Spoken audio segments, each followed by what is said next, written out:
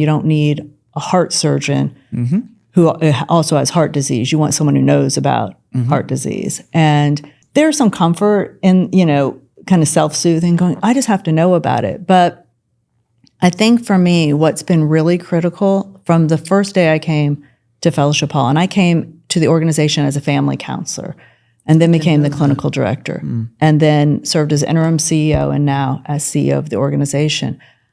I think it's, again, back to vulnerability, being willing to say, hey, I haven't experienced that. Can you tell me about that? Or, hey, Nick, what was your journey like to get where you are now?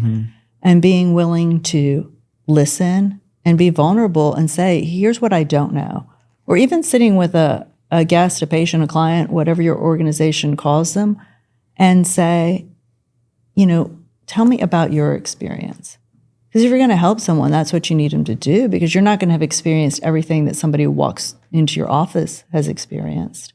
So I think the vulnerability and being able to say that and to always be open to learning, and recognizing that my experience isn't your experience, but that doesn't mean that you can't lead an organization. You can't lead a department. You can't even choose how you're going to navigate through your own personal experiences. I feel like having the ability to stay flexible and open are really keys to being able to lead.